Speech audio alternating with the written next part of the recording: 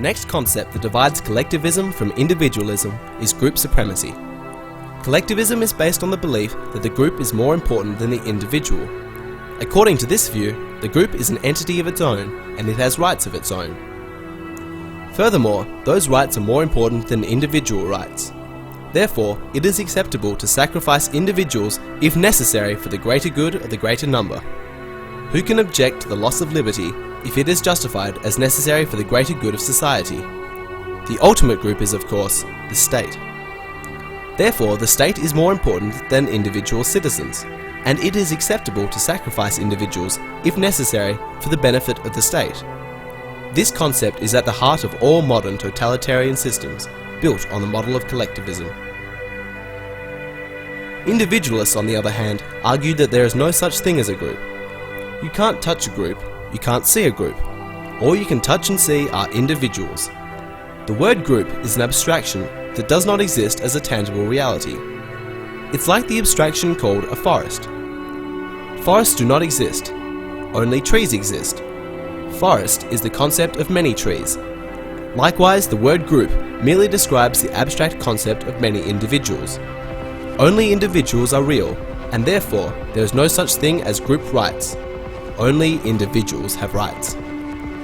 Just because there are many individuals in one group and only a few in another does not give a higher priority to the individuals in the larger group, even if you call it the state. A majority of voters do not have more rights than the minority. Rights are not derived from the power of numbers. They do not come from the group. They are intrinsic with each human being.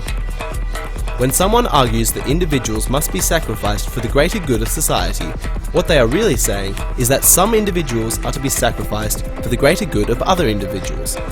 The morality of collectivism is based on numbers. Anything may be done so long as the number of people benefiting is supposedly greater than the number of people being sacrificed. I say supposedly because, in the real world, those who decide who is to be sacrificed don't count fairly. Dictators always claim that they represent the greater good of the greater number, but in reality, they and their support organisations usually comprise less than 1% of the population. The theory is that someone has to speak for the masses and represent their best interest because they are too dumb to figure it out for themselves. So collectivist leaders, wise and virtuous as they are, make decisions for them. In this way, it is possible to explain any atrocity or injustice as a necessary measure for the greater good of society. Modern totalitarians always parade themselves as humanitarians. Because individuals do not accept group supremacy, collectivists often portray them as being selfish and insensitive to the needs of others. That theme is common in schools today. If a child is not willing to go along with the group, he is criticised as being socially disruptive and not a good team player or a good citizen. But individualism is not based on ego, it is based on principle. If you accept the premise that individuals may be sacrificed for the group, you have made a large mistake on two counts. First, individuals are the essence of the group, which means the group is being sacrificed anyway, piece by piece. Secondly, the underlying principle is deadly.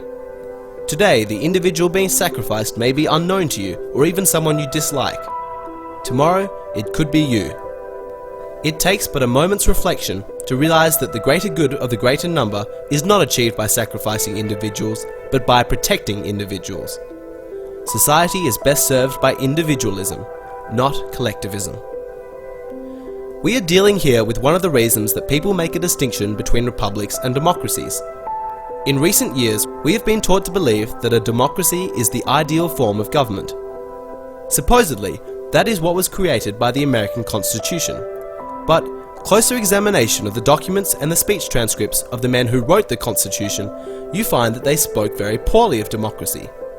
They said in plain words that a democracy was one of the worst possible forms of government, and so they created what they called a republic. That is why the word democracy doesn't appear anywhere in the Constitution, and when Americans pledge allegiance to the flag, it is to the republic for which it stands, not the democracy. The reason this is important is that the difference between a democracy and a republic is the difference between collectivism and individualism. In a pure democracy, the majority rules. Consider a lynch mob. There is only one person with a dissenting vote, and he is at the end of a rope. That is pure democracy in action. A republic is a government based on the principle of limited majority rule, so that the minority, even a minority of one, will be protected from the whims and passions of the majority. Republics are often characterized by written constitutions that spell out the rules that make that possible. That was the function of the American Bill of Rights, which is nothing more than a list of things that the government may not do. It says that Congress, even though it represents the majority, shall pass no law denying the minority their rights to free exercise of religion, freedom of speech, peaceful assembly, the right to bear arms, and other unalienable rights. These limitations on majority rule are the essence of a republic, and they are also at the core of the ideology called individualism. There is another major difference between these two concepts. Collectivism on the one hand, supporting any government action so long as it can be said to be for the greater good of the greater number, and individualism on the other hand, defending the rights of the minority against the passions and greed of the majority.